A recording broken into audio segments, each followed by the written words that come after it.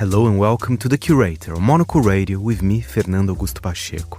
Over the next 60 minutes, I'll be bringing some of the very best interviews and reports from our past week of coverage. This week we report from Salone del Mobile in Milan and speak with the design duo behind the studio Forma Fantasma. When we did this, we actually worked very similarly to the way we work when we do exhibition design for museums. We remove as much as possible and we let the work speak.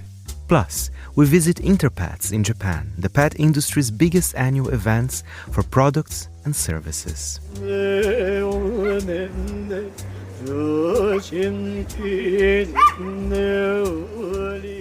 All that and much more in the next hour here on The Curator with me, Fernando Augusto Pacheco.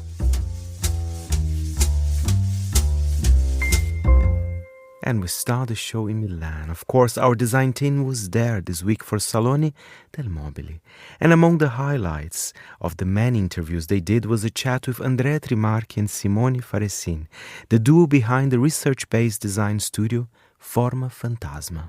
The reason why it took so long to develop the project is that it's not only a designing of a series of lightings, but the light source is repairable and it allows users to demount the lamp, to substitute the LEDs, and this required a lot of time of engineering from the side of Floss, which they have been stellar in doing. The lamp had been, as Simone said before, already presented last year. The installation here in showroom, probably it's the best to see the lamps. They are now in production, also with the sconce, so there is a new piece also added in the collection. So we are very actually happy to see everything coming together. When we started designing the lamp, actually we started from the technology. We saw this filament of LED, which is usually used to do LED bulbs.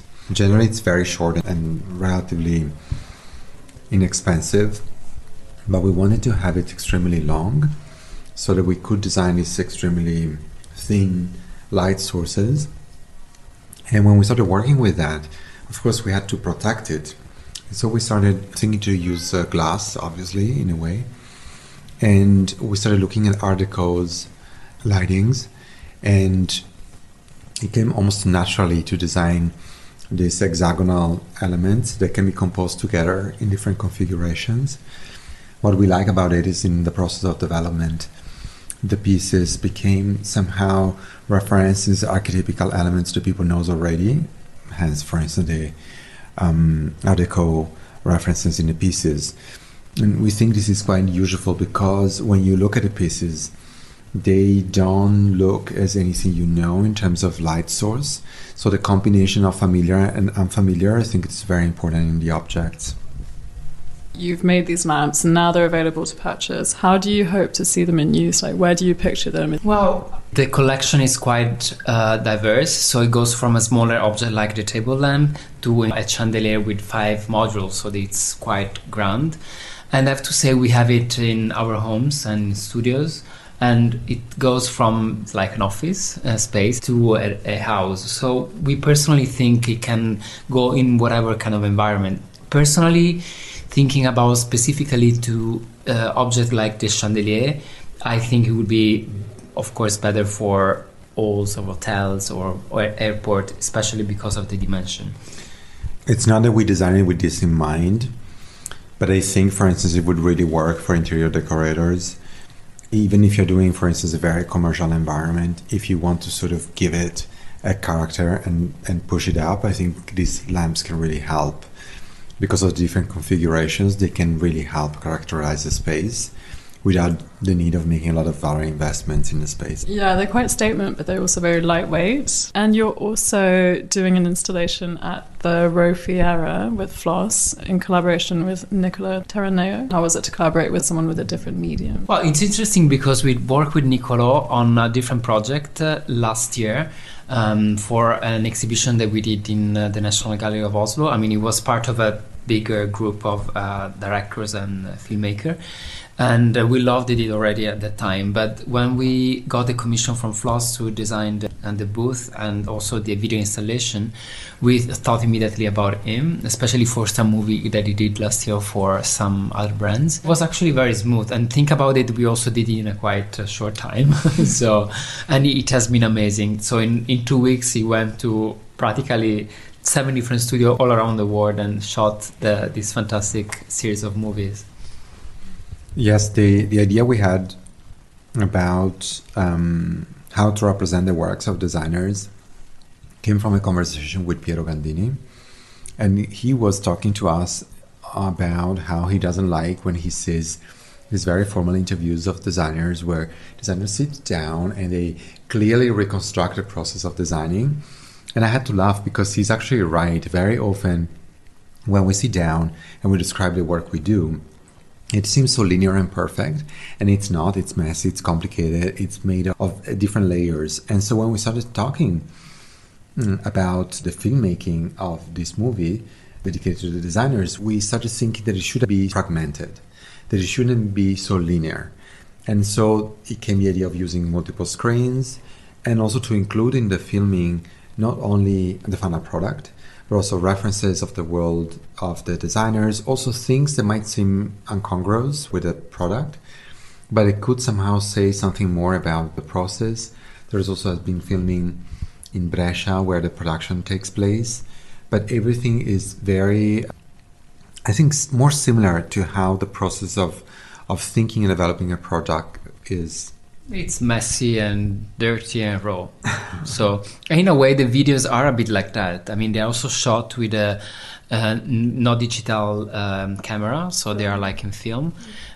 So they also have a rawness that is really typical of those kind of movies. So yeah, I think it reflects very well the idea we want to achieve. And now to the world of politics. On Wednesday, the mayor of New York, Eric Adams, was relieved of corruption charges by a federal judge. The mayor then chose to free himself from the shackles of the Democratic Party by announcing his intention to stand for re-election as an independent. From New York, here is Monocle's Charlie Bell on the political drama starring Mayor Eric Adams. It all began so well. The team told me to come through the back. In the midst of the pandemic, New York elected its second ever black mayor, the Democrat Eric Adams. And they said, this is the way we want you to move. And I said to them, I'm the mayor. Fast forward to last Wednesday night and to the steps of Gracie Mansion, the mayor's residence, where Mayor Adams greets the news that corruption charges against him have been dropped by a federal judge. Also want to apologize to New Yorkers for having to go through this with me, a baseless case that should have never been brought in the first place. Within hours, he announced his intention to seek re-election, not as a Democrat, but as an independent. I'm not a quitter. I'm a New Yorker. And that is why today I am announcing that I will forego the Democratic primary for mayor and appeal directly to all New Yorkers as an independent candidate in the general election. The 4-year story of the Adams administration is a tale of a shapeshifter whose optimistic start evolved into a rancorous relationship with the federal government, sunk into a morass of corruption allegations, before a salvation of sorts in the unlikely form of President Trump. Once, albeit briefly, hailed as the future of the Democratic Party, Eric Adams cut a dash in fine suits and had a taste for the high life and the nightlife. This is a city that never sleeps, so the mayor should not be taking a nap. The truth, though, is that Mayor Adams was always viewed with suspicion from the Democratic base. His time as a registered Republican in the 90s didn't help, and his honeymoon didn't last long. As the influx of migrants and asylum seekers engulfed New York during the Biden years, stretching city resources and leading to harsh budget cuts, his response, New York had been betrayed by the federal government. We all are angry. I tell people all the time when they stop me on the subway system, don't yell at me, yell at DC. We went to the federal government and said, this is your opportunity to give us what a national problem is. And they set you on your own, Eric. Democrats in Washington quickly tired of his grandstanding, and relations ruptured. And in the heat of this row, a swirl of allegations of corruption emerged. Today we are announcing campaign finance, bribery, and conspiracy charges against Eric Adams. As the indictment alleges, Mayor Adams engaged in a long-running conspiracy in which he solicited and knowingly accepted illegal campaign contributions from foreign donors and corporations. Centering on illegal favors for the Turkish government, rooted in the expediting of approval of a new consulate in New York in exchange for upgrades and luxury travel, Adams said he was the victim of trumped-up charges. Conviction seemed a no-brainer. That was until the resurrection of Donald J. Trump. Here's candidate Trump addressing a gathering of New York's great and good during his re-election campaign. As I look around the dais, I see all of the usual suspects. For instance, Mayor Adams. I'd like to poke some fun at Eric, but I'm going to be nice. I just want to be nice because I know what it's like to be persecuted by the DOJ for speaking out against open borders. I was persecuted, and so are you, Eric. After Trump's victory in November, Mayor Adams wasted little time in heading to Mar-a-Lago to break bread with him and cement their relationship. It would be irresponsible for me not to go down and speak with the president. Mm-hmm. And hats off to him. He met with me days before his inauguration. Mm-hmm. You know, that says a lot about his love for the city, and that says a lot of how much respect he had for this administration. But everyone's suspicion was that in the Florida sunshine, a deal with the Don had been struck. Agree to support the new administration's immigration policies, and those pesky corruption charges would magically disappear. And so, it seems, it came to pass. For within weeks of the inauguration, Emile Beauvais, one-time lawyer for Trump, now a senior Justice Department official, began pressuring prosecutors to kill the case. This was met with a flurry of resignations as a series of senior lawyers bridled at such blatant political pressure. Mayor Adams always denied the quid pro quo at Mar-a-Lago, but on the Fox News sofa, alongside Tom Homan, President Trump's border czar, the truth was laid embarrassingly bare. If he doesn't come through, I'll be back in New York City, and we won't be sitting on the couch. I'll be in his office, up his butt, saying, where the hell is it? Key deputy mayors resigning in disgust, and the race was on for his Democratic rivals. Andrew Cuomo, the state's former governor and scion of a New York political dynasty, himself forced to resign in a sexual harassment scandal, emerged as the leading contender. It won't be easy, but I know we can turn the city around. And I believe I can help. And that is why I announced my candidacy today for mayor of New York City. So I'm standing in City Hall, the seat of city government from where Mayor Adams governs. I'm looking at a big poster saying, text with Eric on 917-909-2288.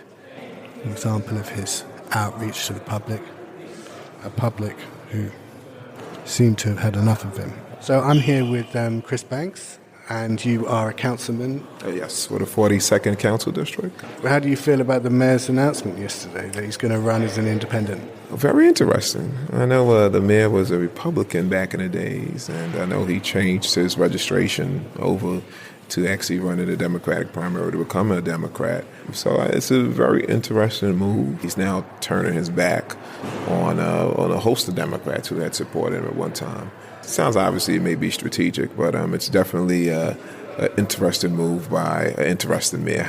What did you think about the charges which emerged? It seems like those charges were dismissed. Nevertheless, I think it's on record that this was a quid pro quo. It tainted the mayor. It was a confirmation of some of the things that were being put out there about the corruption that existed in the administration. I think this has just been an unhinged, ongoing story with this administration. I guess the nightmare has come to an end. It would be better off if the mayor just stepped down and moved on, but obviously his plan is to continue this train wreck.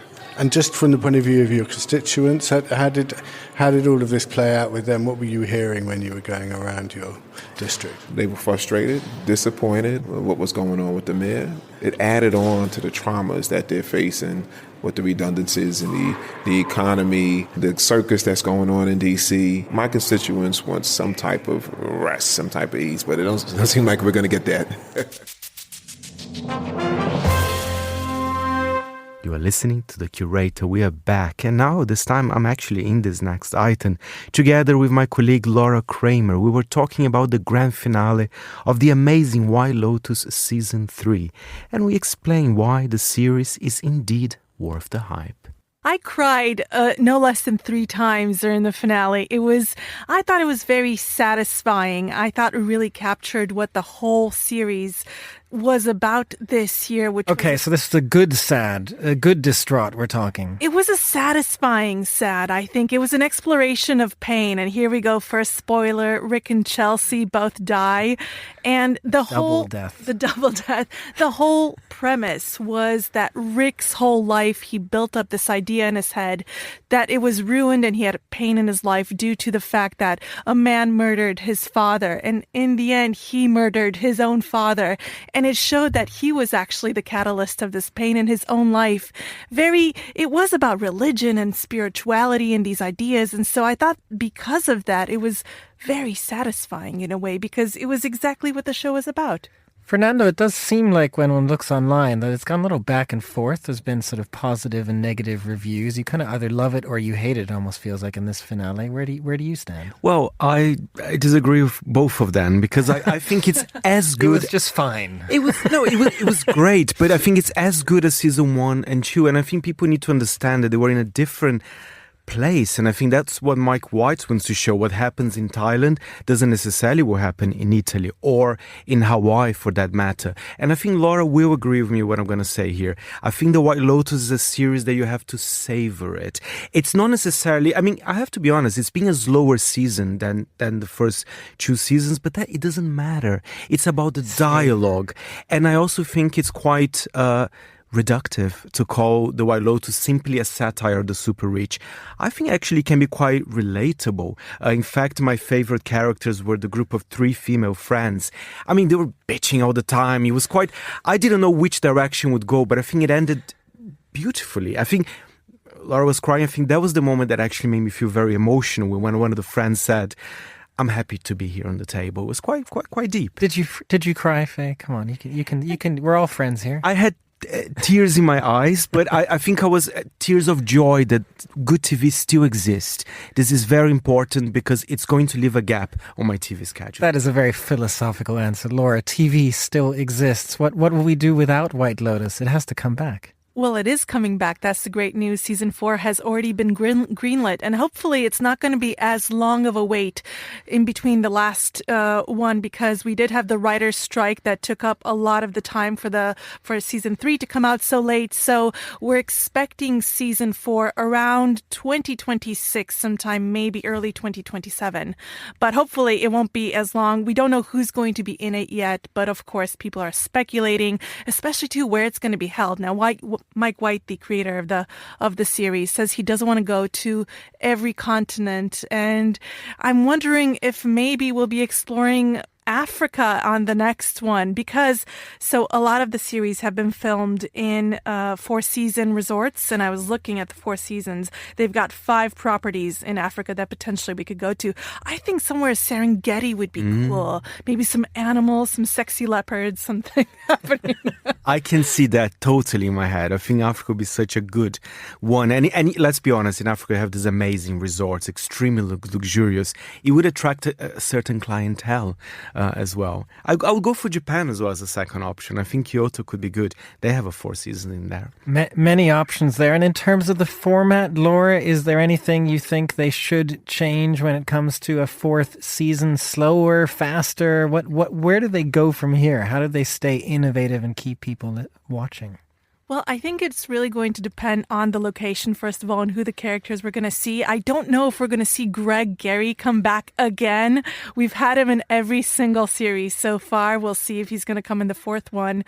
But I think kill him off right at the beginning. Maybe that's a way to sort of switch up the format. I think he's okay in his pad where he's at in Thailand.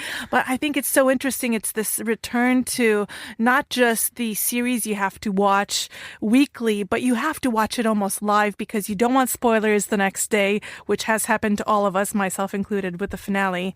But also, you don't want to miss out. You want to be part of that water cooler conversation, which has been such a great joy, the discussion around the seasons I'm most excited about. And we need to talk about numbers here. I think the ratings for the third season were superior from the first two, so it keeps on growing. So I think HBO needs the White Lotus fourth season. I mean, I think it's not a matter of if. I mean, of course, there will be a fourth season. I predict there will be a fifth as well. We're proud to support the craft of journalism. UBS is bringing you the latest news from a revolving world. Be part of an international network that brings together leading insights, research, and technology across 24 time zones and 12 key financial hubs, with you at the center of it all. UBS. Banking is our craft.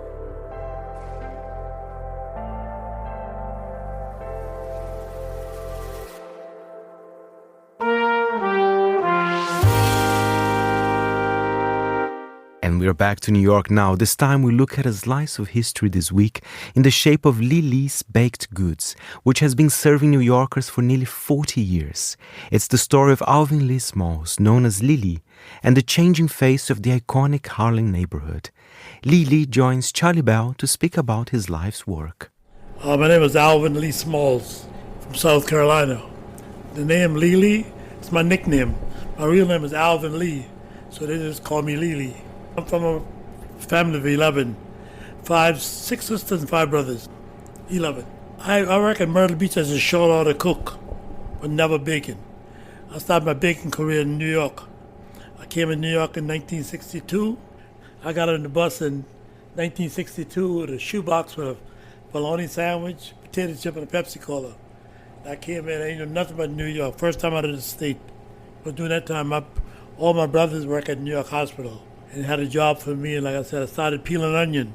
And I'd peel a bag of onion without crying. Nobody could do that but me. The rest is history. And why did you leave? Why did you get on that bus with the sandwich and the Pepsi Cola? What was the thing that made you? Well, I was doing okay in Myrtle Beach because I was a short order cook. That was a big thing. But they were treating us bad, and I started the first strike on Myrtle Beach. I took the boys. I said, "Let's get out of here." I told the guy, "Let's walk." The Greek guy that we worked for, they call it Mammy's Kitchen in Myrtle Beach. He came and begged us to come back to work. That was back in 1962. I started working at New York Hospital, peeling onion in the vegetable room. And they had a bakery there. And I asked the guy, I like what they was doing. So he said, okay. And I went to school for about a year or so, learn the basics. And from then on, all I do is, for about 2 years, all I do is grease pans. Because they had 6 bakers. And through the years, I learned all the jobs. And after that, I would just say, just got obsessed about the baking. That obsession led Mr. Lee to strike out on his own in the late 80s. For about 10 years, he had a couple of bakeries a few avenues away up by Columbia University. But around the millennium, he moved here to 118th Street and has been here ever since. And I came here in 2001, 118th Street now, 8th Avenue. Manhattan's 8th Avenue has 3 different names. It's plain 8th Avenue as far as 59th Street and Columbus Circle, before becoming Central Park West as it runs up the side of the park for 51 blocks. It's at the top of the park, at 110th Street, that its name changes. 110th Street marks the beginning of Harlem, and here it becomes Frederick Douglass Boulevard, in honor of the famous abolitionist who, born enslaved, became one of America's most famous sons. This is where I'm standing, beneath an 8-foot bronze statue of Douglass. It looks right up the avenue into the heart of Harlem. The monument marks the beginning of 15 blocks that have been transformed from a blighted, economically depressed stretch of buildings into one of the neighbourhood's most sought-after areas, known as Restaurant Row. But this is a recent phenomenon.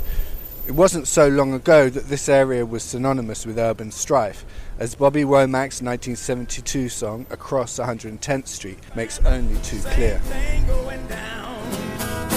Harlem is the capital of every ghetto town. Say across 110th Street, she's trying to catch a woman that's weak. Oh, across 110th Street, precious won't let the junkie go free. Oh, across 110th Street, you can find it all. So tell me, when you first came here, what were the streets around here like? 2001, when I came, it was just my only customer was the methadone clinic. I didn't get that much customers from the neighborhood. And my customer came from really around the city because for 60 years I never missed Thanksgiving making pies. So I made a lot of pies from different people from the hospital here. And but like I said, when I came here, it was nothing but empty fields and no abandoned buildings. And like I said, my customer was only the methadone clinic was across the street. It's interesting, isn't it, the discussion about the gentrification of this area. Some people are very angry about it. Some people have done quite well out of it, you know. Obviously, the demographics have changed. Lots of different people, white people, have moved in here. But at the same time, a lot of the restaurants are black-owned. A lot of the businesses are black-owned, aren't they? I think about 6 on the boulevard, yeah, 6. Me, Melba, I think Veneteria, Chocolat. And how has the neighborhood changed in terms of the people who live here? You have people come in with more money, but rent went sky high, gentrification, you know. The place is just altogether different. You won't recognize 2000 to now. You won't recognize the place. Everything's renovated, everything is streets clean, place is clean. It's just nice. A lot of people have to relocate it, can't afford it. I'm lucky because the church only needs the script buildings.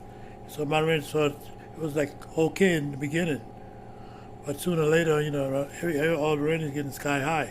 What is it about baking and cakes and sweet things which is so attractive to you? I love sweet.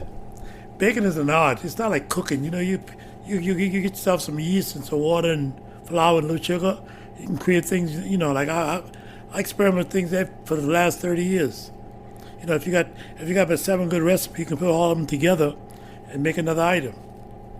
And it's an amazing array of things that Mr. Lee makes. He makes cookies, he makes cheesecakes, he makes apple crumble pie, he makes bread pudding. Well, rugula is the best seller, but my Danish is one of a kind. So rugula, tell people this is a special delicacy, rugula, and tell us a little bit about it, how you make it. Rugula I think it's a Jewish pastry. It's made with a lot of rich ingredients: butter, cream cheese, not too much eggs, which is good now. Made with apricot, chocolate, raspberry, and sometimes prune. The filling. It's all made by hand, from scratch. And sometimes when I come in here, you're saying, "Oh, this is too hard. I don't want to do this anymore." You're a young man still, Young man? I'm 83 now. Well, I'll still do it on the weekend. You're a perfectionist. That's why I last so long. I use the same ingredients for the last 60 years. My special flour is all Trump. It's true. All Trump. All Trump. That's the name of the flour. If you're not using all Trump flour, you're not making good rugula or good pastries. The best flour. That's the name of the flour for you. You don't believe me? You see it? Trump. All Trump. That's the name of it.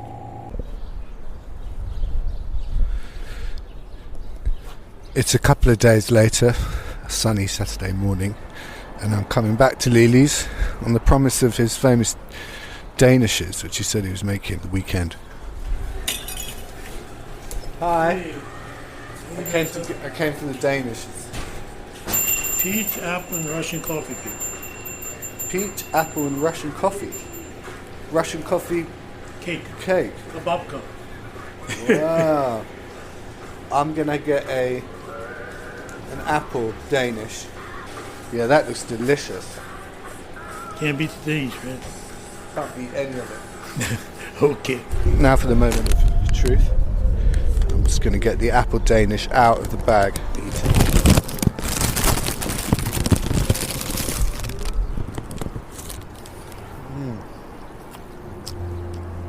Sticky with icing. Lovely cinnamon swirl within the Danish. Delicious apple filling. Excellent. You're listening to The Curator, a highlight show here on Monocle Radio, and I am Fernando Augusto Pacheco. This time we're heading to Germany. Aero Friedrichshafen, the world's leading trade show for general, civic and private aviation, kicked off this week in Germany on the shores of Lake Constance. It ended on Saturday and they had over 32,000 visitors, with the latest industry innovations presented from more than 35 countries. This week we were joined by Murdo Morrison, Head of Strategic Content at Flight Global, with the highlights of the fair. It is very hard to start anywhere at Friedrichshafen because this is such a big show. General aviation is, relatively small in Europe compared to the US. That's, people who both fly their own aircraft, but also, fly small aircraft professionally, maybe for training schools and a whole variety of other purposes. And it's a big, big industry.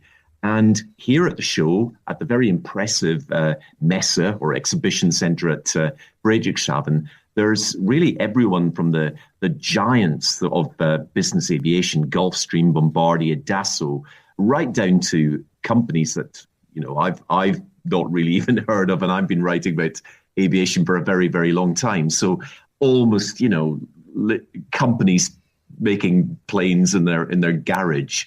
So very, very small companies right up to the big sort of global brands. Do we have any detected themes so far this year? So I think one theme will certainly be sustainability. I think the hype around electrical vertical takeoff and landing aircraft seems to have perhaps moved on a little bit. There aren't many of these sort of eVTOL air taxis.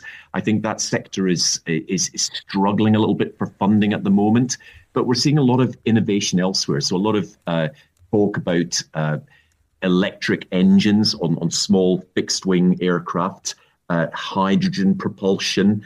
But I think a general theme is really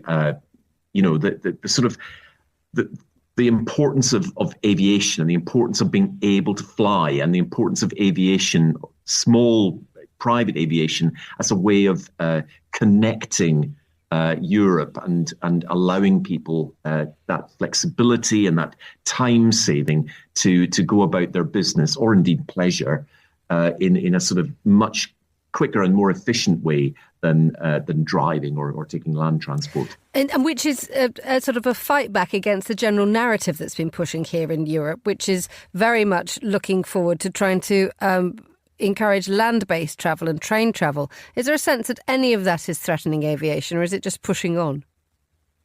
Yeah, it's interesting. The objectors seem to be very much focused on the larger end of business aviation, on the airlines, but almost sort of unseen or below the radar. There's, if that's not the wrong phrase to use, there's a whole sort of sector of small planes flying often from small airfields to small airfields, and that's the great thing about general aviation. You don't have to use Heathrow, you don't have to use Frankfurt, Schiphol. You can go into small airfields. You can be in and out in minutes.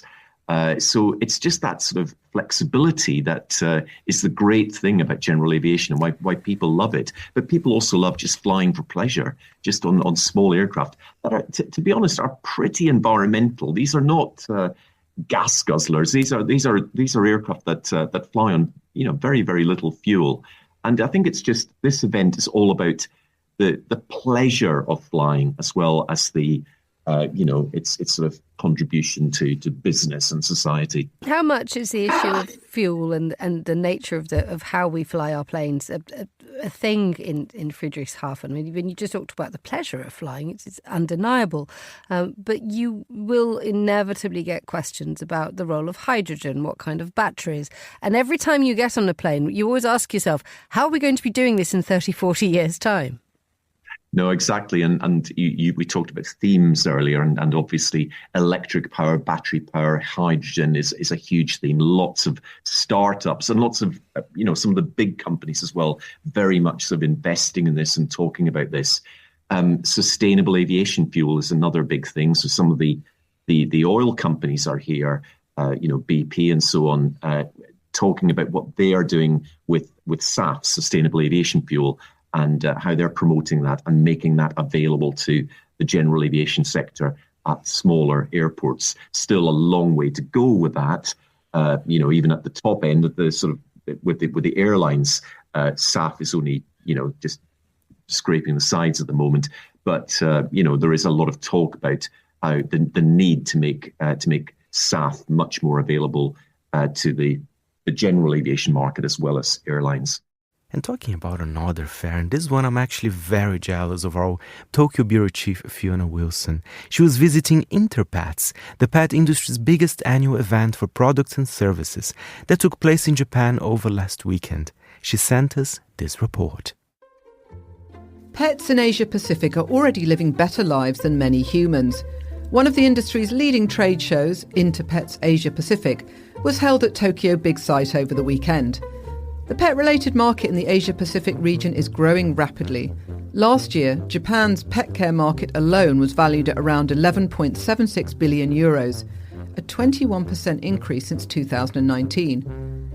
The Asia-Pacific market for pet food and other products is expected to hit 32 billion euros by 2029, up by a fifth in the space of just 5 years. This show was the largest ever, with 950 exhibitors and over 70,000 visitors across 4 days. Exhibitors came from Japan and overseas, from Hong Kong, South Korea, China and Canada, making it something of an expo for the pet care industry.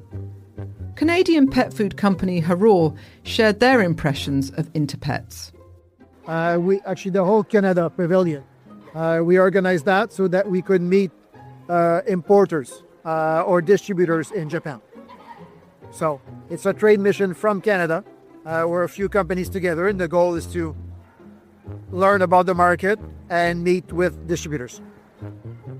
The only impression is that people seem to be very enthusiastic about their pets, very passionate about their pets.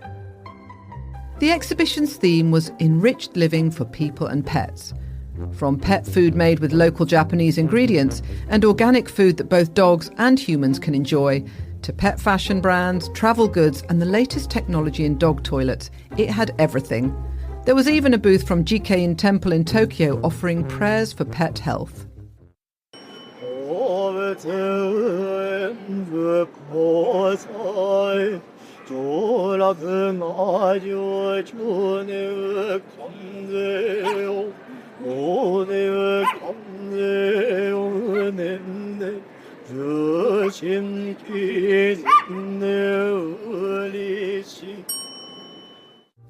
This year's Interpets also featured 2 newly established zones, Pet Disaster Prevention and Pet Tech.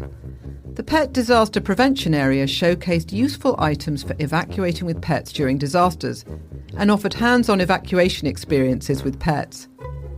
Pet Tech introduced pet products and services using the latest technology. Korean tech company Peta provides genetic testing services for pets. We are doing a DNA test for pets to evaluate the risk of the genetic diseases that the pets have. When it comes to long-term perspective, people should be aware of the importance of the breeding, actually. If the father dogs or mother dogs have some specific the DNA, it could be crucial to their offsprings.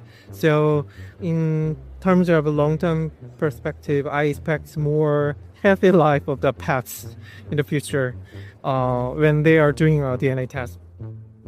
With everything from healthcare to travel, furniture and fashion, the range of products designed specifically for our beloved pets looks set to grow in Asia.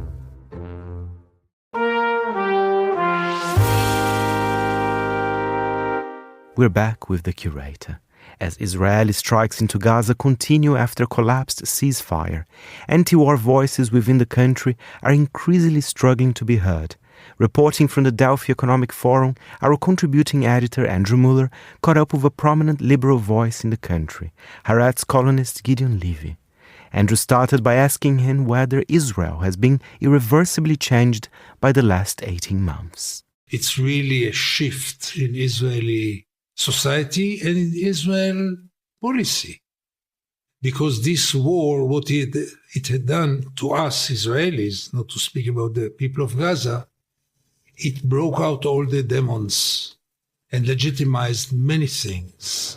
All of a sudden, transferring 2.3 million Palestinians from Gaza is legitimate. All of a sudden, mass killing, bloodbath of 50,000 Palestinians is even not discussed, not controversial. And you feel that what happened on the 7th of October is that most of the Israelis, maybe all of them, came to two conclusions. A, after the 7th of October, we have the right to do whatever we want. There are no limits. B, all the Palestinians are guilty.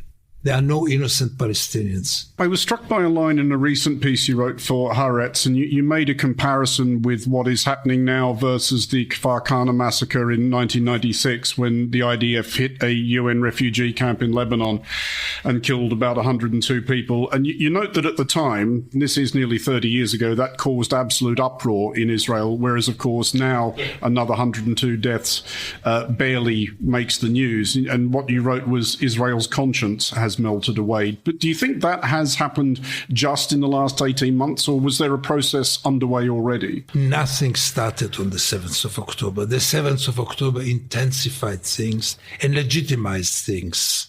But everything has a context. Even the attack on the 7th of October obviously has had a context, but also the Israeli reaction has a context. Because dehumanizing the Palestinians, demonizing them, and treating Palestinian lives as the cheapest product on earth started a long time ago. Now it got intensified and legitimized. But nothing started then. It's just you take certain tendencies which were already there and you just give them a boost and legitimization. But was there any, and I mean, when I say was there any way, I mean any imaginable, realistic way that Israel could have reacted to October 7th differently? Because there was always going to be a response. There was always going to be a retaliation. But was there a retaliation that didn't have to be like this, that would still have been effective? No doubt about it. No doubt about it. What would that have looked like? Like in former cases in which you punish those who were responsible and you put some sanctions over Gaza, but not a bloodbath. Not taking all Gaza as responsible for this attack, by all means not. Not violating any red light international law. Out of proportion, there must be a proportion also if Israel has the right to defend itself, and there is no doubt about it. No doubt that Israel had the right to react. But this means that this bloodbath can go on and on forever? When will it stop? Does what's happening now has anything to do with self-defense? Even Israelis don't believe in it anymore. It's only about revenge and punishment. Punishment and revenge. I mean, are you surprised, though, that voices making that case in Israel have been so, I guess, quiet or a minority opinion these last 18 months? What I'm wondering is whether you think anything remains of that liberal Labour voting Israel for which you once worked yourself. Yes, and I lost confidence in it long time ago because it's very hypocritical. But now, really, the last remains of the Israeli peace camp were totally smashed. They all are protesting with a lot of devotion, but their protest focuses only into two issues: getting rid of Netanyahu and releasing the hostages. Both are very legitimate and just causes. But totally ignoring the crimes in Gaza means that there is no real peace camp in Israel anymore. Just as a final thought then, I mean, how possibly illiberal can you imagine Israel getting? Because I guess a broadly dissenting journalist such as yourself is quite a good test of that. I mean, just in the last 18 months, have you noticed it personally becoming maybe more difficult to write the kind of things you've always written about the relationship with the Palestinians? Absolutely, yes. And there are very practical examples. I'm almost totally banned on Israeli TV, which I wasn't before. I used to be quite often. In the last 1.5 years, I was maybe 3 times on Israeli TV. I used to be on a weekly basis. And the atmosphere everywhere, you have no partners to talk about any kind of alternative thinking, of alternative policy, nothing. I mean, everyone goes together and sings in one choir: kill the Arabs, conquer Gaza, settle Gaza, I don't know what, and get rid of Netanyahu, as if this is the solution. And I cannot be part of it, and I feel it personally. Yeah, I am much more lonely than ever. And we're back to Milan.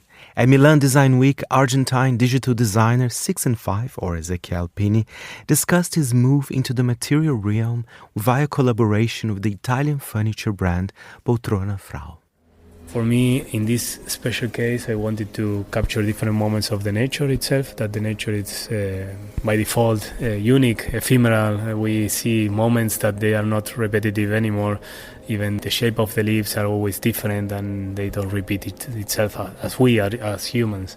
The foliage is inspired by... Just for our listeners, this is a floor lamp with, I don't know what you call them, leather fins? I don't know, maybe not fins, leather leaves actually, that would be appropriate, going up a pole. So yes, it's a shape of a branch, let's say, or a tree, depending on who is looking at, and it's projecting a light, that the light is simulating the shadow. So I wanted to play with the illusion of a physical object that looks like at some point sculptural, and then the light is projecting on the wall, and also the illusion that the light could be from somewhere else, because what is projecting to the wall is the shadow of the same one. I think that's quite fascinating. You talked about like nature being ephemeral, and whilst we're making physical products here, light is also kind of ephemeral. Is that something you considered as you played with this? What it was ephemeral, this one is it was inspired by the light coming through on the trees. They are always moving by the wind, and in this case I wanted to freeze that moment, and then I was drawing the lines and the shapes. So it was fun because we needed to do some mask for the light projection to do it, and yeah, was the ephemeral moment I wanted to capture in this one. So that's the standing lamp. We've got a smaller lamp here that's kind of 2 discs, with one that's kind of glowing and one that's casting a shadow. The table lamp is based on an eclipse, one stage of an eclipse, and I like the gesture of having it like suspending on time, but also physically. What I liked also that we did intentionally to change the temperature of the light, that it maybe could have some reminiscence to the sun or the moon. And for me, the light has been super important in my work all this year. So I wanted to bring this little detail of changing temperatures and intensity to a product. No, that makes total sense. I guess just finally, we're going through the final list on products, and we've got this amazing rug. Explain, because it's kind of changing colours as we look at it. There's like different hues moving through it. Where's the inspiration for that come from? The light of the sun, or maybe the moon at the night, affecting the water. So when you see also that movement, it's always moving and you never see the same shape. So I wanted to have some frozen moment from that and place it on a big rug. Especially in this one is the material that depending on where you see, it's from one side you don't see even the shape, from other side you start to see some of the shape. And that's to do with the weave of the material? Yes, yeah. Yes. You have that similar effect like you would in nature, where if you look at something from different angles, that's got light playing across it, it will appear differently. Yes, of course. You start as a graphic designer, you move into, I guess, CGI art. Now you're back in the world of physical product design. Where do you see the difference? Is there a difference between art and design for you? Do you think about them differently, or is it all kind of blend in together? I always ask myself where the limits are. But I like to play without any boundaries and trying to not think that much anymore, because I think in the future is tending to be more and more like a borderless in terms of disciplines and what's being considered as art in the past. Nowadays, even digital art was it's a term that I remember 4 years ago, it wasn't impossible to think about it. But the new generations put it here, and for them it's natural to see something digital as artistic expression because they grew up with cell phones and internet. So these things made me first value myself in my practice, because 15 years ago it was frustrating because using a technical tool to visualize ideas made for most of the people made me a technician. So that didn't give any value to my creativity or my artistic expression. But that with time, after some frustration, because I wanted to show to the world what I do, and people, okay, you're rendering of a space. Yeah, but this space doesn't exist, and I created it with these colors. Yeah, I love it, but you are rendering. So my things start and finish on screen most of the time, but I am curious about how they are exploring other realms, because I feel like each of these mediums gives new feelings and new sensations. Viewer and who is experiencing it. It's different to touch and to smell and to appreciate the space. I want to always try to explore these two places. And is that what makes it different from a technician versus an artist? Like, it's about the feelings that something can evoke. Like, if you're pulling feelings out of someone, is that where the distinction is? Yeah, it's the message, the voice you want to represent, and the feeling also. When you are being a technician, you are only operating a tool, following rules. So when you use that tool for your voice and your message, you are manipulating as you want with intention. So the intention is the main difference. And that's all we've got time for this week's edition of The Curator. The show is produced by David Stevens and presented by me, Fernando Augusto Pacheco. Join us again next week, and thank you very much for listening.